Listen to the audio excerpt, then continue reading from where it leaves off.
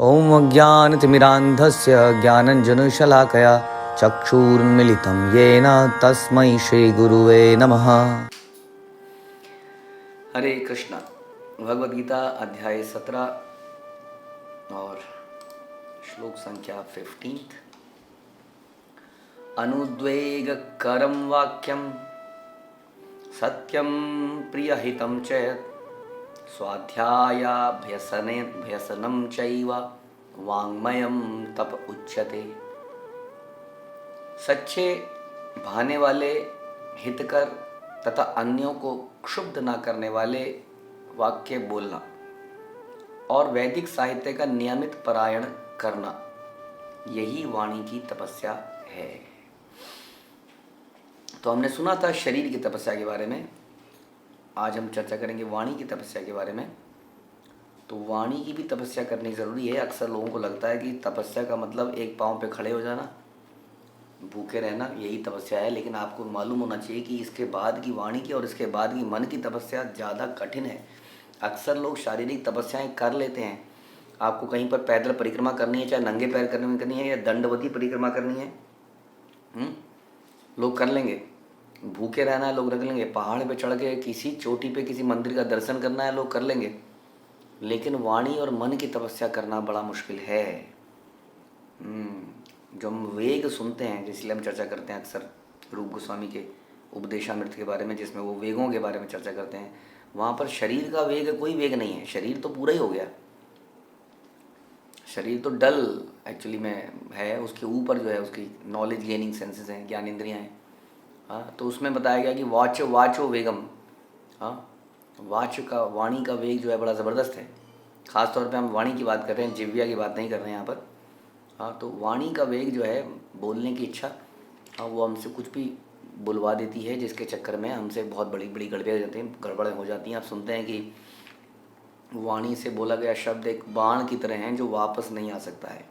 अक्सर बाण को शरीर से निकाल के घाव भर जाता है, लेकिन हमने किसी के साथ कुछ ऐसे शब्द बोले हैं, अपशब्द या वो शब्द जो हमेशा दिमाग में घूमते रहते हैं। निकलता वो ऐसा बाण है जो कभी निकलता ही नहीं है, वो घुसा ही रह जाता है। अनलेस कि कोई व्यक्ति स्पिरिचुअल प्रैक्टिशनर हो और जानता हो कि कैसे चीज़ों को बुलाया जाए, ध्यान कहीं और लगाया जाए। नहीं तो बड़ा मुश्किल है आम आदमी के लिए।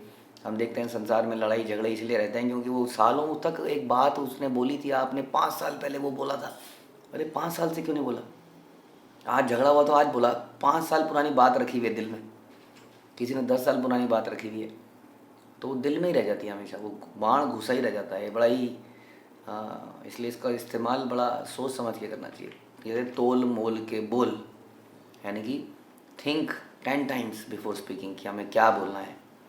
क्योंकि कहते भी हैं कि किसी आदमी के कपड़ों से नहीं, उसके बोलने से पता चलता है कि वो आदमी की कितनी वक़्त है। कपड़े तो आप किसी को भी अच्छे से पहना दो, जैसी सुंदर से सुंदर व्यक्ति पुरुष या सुंदर से सुंदर स्त्री जो बहुत ही अट्रैक्टिव है, लेकिन जैसी बाणी खोले तो पता चलता है, ओह,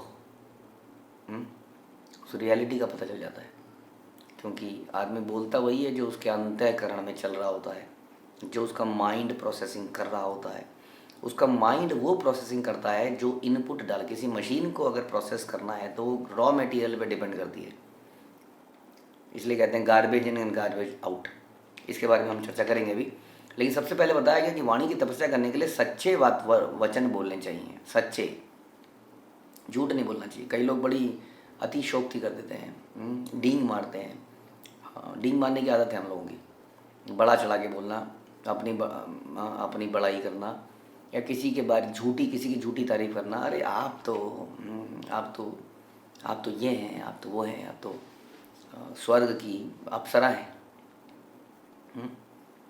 कुछ भी, मैं जो भी हूँ आपके कारण हूँ। कई बार हम बहुत ही ज़्यादा ह्यूमिलिटी दिखाते हैं। हम we don't mean it, but हम बोल देते हैं। चलो, बोलने में क्या जा रहा है। तो वचन सच्चे होने चाहिए, क्योंकि सच्ची बात नहीं है तो उसका कोई वजन नहीं रह जाता। क्योंकि हम ये दिखावा जब करते हैं ना, हमारे व्यवहार में कुछ और दिखता है, तो हम एक झूठे साबित होते हैं। साधु वो है जो उसकी वाणी और उसके व्यवहार में, उसके आचरण में एक रूपता हो, है ना। हम किसी को आज बोल रहे हैं, बहुत ही प्रेम से बात कर रहे हैं, और 2 सेकंड बाद उसकी बुराई कर रहे हैं, उसके लिए कुछ गलत कर रहे हैं। तो सच्चे वचन बोलना बड़ा ज़रूरी है। लेकिन सच्चे वचन वो तभी तो बोलेगा जब उसको पता होगा कि सच क्या है। लेकिन फिर भी आज की डेट में लोग बोलते रहते हैं। क्योंकि बचपन से हमें ये आज की डेट में ट्रेनिंग इस बात की दी जाती है, बेटा कॉन्फिडेंट रहना है, पता हो या ना हो पता हो तुम्हें कॉन्फिडेंट रहना है। बचपन से ये ट्रेनिंग दी जाती है कि नहीं? किसी जगह पे जाओ तो यू शुड लुक कॉन्फिडेंट, तुम्हें पता हो या ना पता हो, बोल दो जो बोलना है तुम्हें, बाद में देखी जाएगी।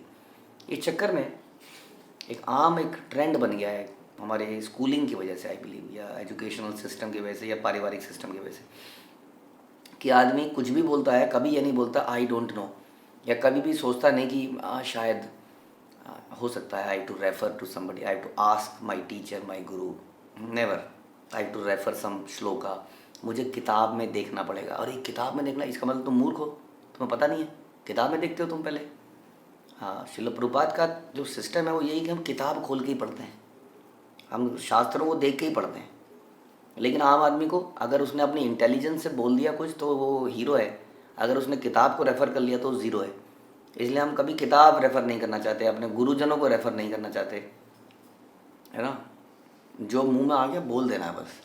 और इस चक्कर में क्या हो गया है कि व्यक्ति अच्छा स्टूडेंट नहीं बन पा रहा है, क्योंकि टीचर भी जब वो बोलता है तो वो टीचर की बात भी नहीं सुनता है, क्योंकि उसको हर चीज़ में उसको आदत पड़ गई है कि माई नॉलेज इज़ कम्प्लीट, मैं जो जानता हूँ वो सही है। इसलिए वो हर चीज़ को शक की नज़र देता है। जब कोई बोल रहा होता है, प्रवचन भी देख रहा था, तो उसकी बातों को भी तोल रहा होता है। वो हमेशा ही तोल रहा है, क्योंकि उसको लगता है कि वो कंप्लीट है। जबकि पुराना इतिहास हमारा प्राचीन ऐसा था कि वहाँ ह्यूमिलिटी थी, वहाँ आदमी अपने आप को मूर्ख समझता था, अज्ञानी समझता था। इसलिए जो बैठता था अपने गुरुजनों के सामने तो वो खाली कटोरा लेके बैठता था। हाँ, उसको सोचता था कि हाँ आप बताइए, मुझे कुछ नहीं पता है, आप बताइए। कुछ कभी भी ऐसी कोई शब्द नहीं बोलता था जिसके बारे में वो 100% श्योर ना हो। वो बोलता था मुझे पता नहीं, मुझे पता करना पड़ेगा, मुझे पूछना पड़ेगा। आज की डेट में ऐसा, इसलिए सच ये जो पहला है ना, सच्चे वचन बोलने चाहिए, यही बड़ा खतरनाक हो चुका है, यही मुश्किल हो चुका है बोली। क्योंकि जब आदमी को नहीं पता तो मूर्ख साबित हो जा रहा है, मूर्ख साबित हो जा रहा है, तो ये तो ऐसा कैसे हो सकता है कि मैं पागल बन जाऊँ। इसलिए वो बोलेगा ही बोलेगा, चाहे वो सच हो, चाहे वो झूठ हो, चाहे वो कहीं से उड़ती उड़ती कोई खबर आई हो। मैंने सुना है, आप सुना ना, क्या कहते हैं वो, ग्रेप वाइन। हाँ, आपने कहीं से कुछ सुना हो, आप आगे उसको बिल्कुल पक्का करके बोलेंगे। आजकल तो न्यूज़पेपर टीवी चैनल भी ऐसे हैं जो उसको छाप भी देंगे और लोग उस मसाले को पढ़ेंगे। कई न्यूज़ चैनल या न्यूज़पेपर ऐसे हैं जिसमें लोगों को पता है कि यहाँ घटिया न्यूज़ आती है, गलत न्यूज़ आती है, फिर भी वो न्यूज़पेपर बहुत चलते हैं। सोचिए, ये मनोरंजन का एक साधन बन चुका है झूठ बोलना। तो हम ये बता रहे थे कि पहले आदमी को पता तो हो कि सच क्या है। हम ये चर्चा कर रहे थे कि सच ना पता होने पर भी वो बोलता रहता है। अब सच पता कैसे चलेगा? सच तो तब पता चलेगा जब आगे की बातें पूरी करेंगे हम, वो अभी हम सुनेंगे। इसलिए हमें कोशिश करनी चाहिए कि सच्चे वचन ही बोलें। यदि हमें नहीं पता है तो हम ना बोलें, हम बोल दें आई डोंट नो, हम बोल दें कि मुझे पता करना पड़ेगा, हम बोल दें कि मुझे किताब रेफ़र करनी पड़ेगी, something like that. We must say that instead of telling something out of over confidence कि ये है। हम अक्सर, ये ओवर कॉन्फिडेंस की बीमारी बहुत हो गई है समाज में इस वक्त। ऐसे बताया ना कि ट्रेन करा जा रहा है आजकल। ऐसा हो गया कि जो बोलेगा वो आगे जाएगा, इसलिए बोलना सबको आ गया है। दूसरा है भाने वाले। अब सच्चा तो बोल दिया, जैसा हम अक्सर कहते हैं कि कई लोग बोलते हैं मैं बड़ा स्ट्रेट फॉरवर्ड हूँ। हाँ, इतना स्ट्रेट है कि सामने वाले का दिल ही दुखा देते हैं। जैसे अभी हमने बोला, कई बार क्या होता है कि वो जो शब्द हैं वो दिल में सालों तक घुसे रह जाते हैं, निकलते नहीं है वहाँ से। आपने तो सच बोल दिया लेकिन सामने वाले का, इसलिए हम कहते हैं कभी अंधे को हम अंधा नहीं कहते ना, अंधे को हम क्या कहते हैं, हम सूरदास कह देते हैं। एक कई बार Surdas was a good I mean he was a great devotee, तो अंधे को सूरदास बोला जाता है कई बार। या किसी विकलांग व्यक्ति को हम क्या बोलते हैं, स्पेशली एबल्ड, राइट, हम बोलते हैं ना, आपने देखा होगा मेट्रो में कई जगह लिखा हुआ स्पेशली एबल्ड। हाँ, तो इस प्रकार से हम we should be careful what we are saying, क्योंकि दूसरे के हृदय मोल चुभ सकते हैं। आपने कुछ ऐसा प्रीच किया। प्रभुपाद बहुत अच्छी बात बता रहे हैं। प्रभुपाद बोल रहे हैं कि निसंदेह जब शिक्षक बोले तो अपने विद्यार्थियों को उपदेश देने के लिए सत्य बोले, लेकिन वो सत्य अपने विद्यार्थियों को ही बोले ठीक से। हाँ, सत्य तो बोले, लेकिन कई बार सत्य कड़वा भी लगता है। अपने विद्यार्थी जहाँ तक उसके हैं, निजी उसके डिसाइपल्स, उनके साथ तो जैसे मर्जी बोल सकता है, क्योंकि there is a relationship of guru and shishya. जहाँ पर ये गुरु शिष्य का रिलेशनशिप नहीं है वहाँ पर वो ऐसे शब्द ना बोले कड़क, क्योंकि वो सामने वाले को चुभ जाएंगे। वे शुड बी वेरी केयरफुल। और फिर वो व्यक्ति कभी नहीं आएगा, कभी नहीं सुनेगा किसी की बात। हाँ, क्योंकि टॉलरेंस नहीं है संसार में। इसलिए ऐसे शब्द हम ना बोलें, जो कि ऐसे शब्द बोलें जो भाने वाले भी हों, उसी सत्य को बड़े अच्छी तरीके से प्रस्तुत किया जाए। सत्य को प्रस्तुत किया जाए, लेकिन प्रेजेंटेबल वे में किया जाए ताकि सामने वाला उसको ले सके, खा सके, हजम कर सके। ये बड़ा ज़रूरी है। अगर हमें ये नहीं करना आता तो बेटर तो कि हम अपने आवाज़, अपने मुंह को बंद रखा जाए, ज़्यादा बढ़िया है।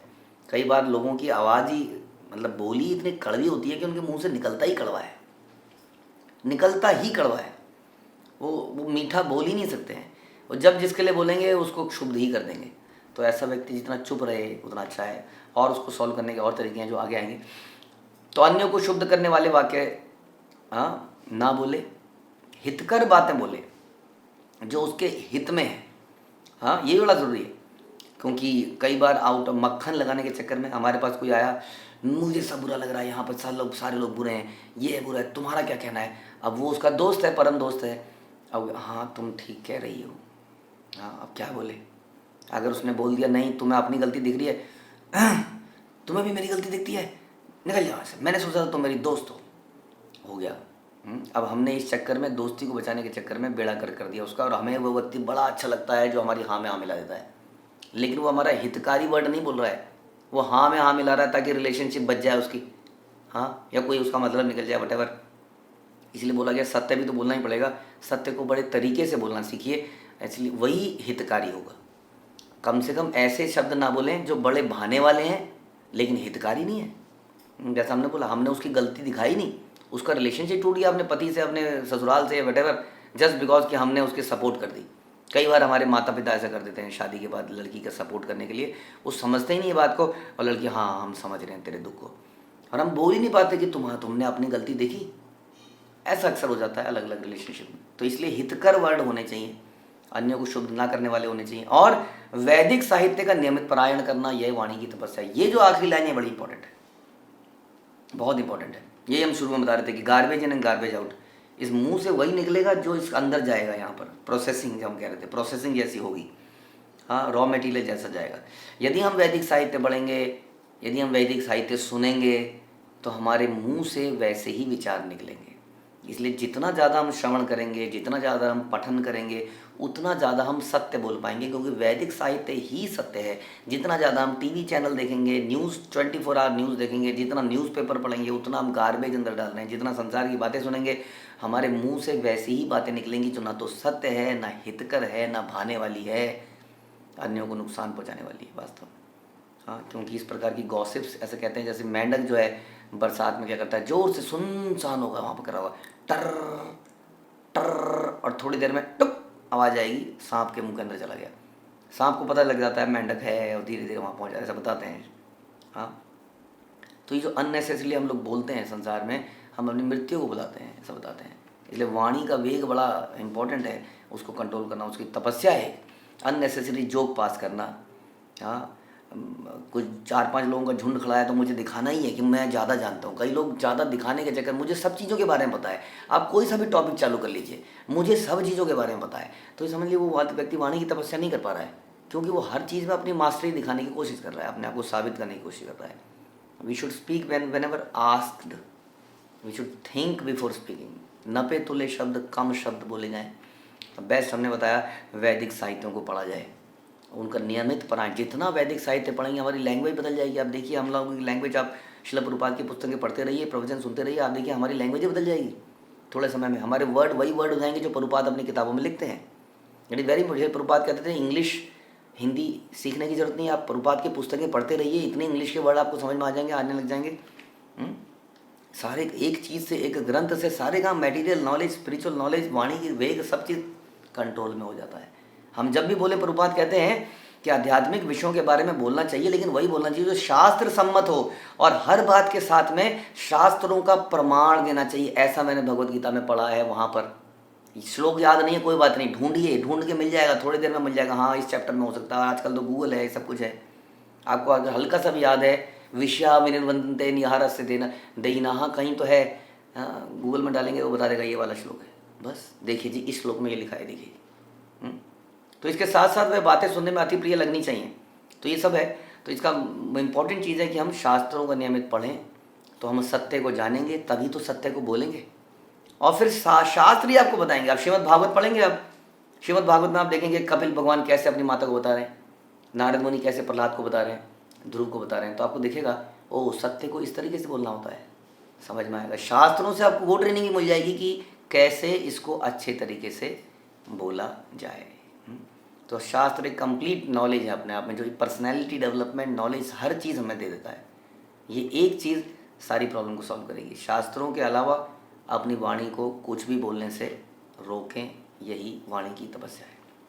हरे कृष्णा। श्रील प्रभुपाद की जय, भगवद गीता की जय।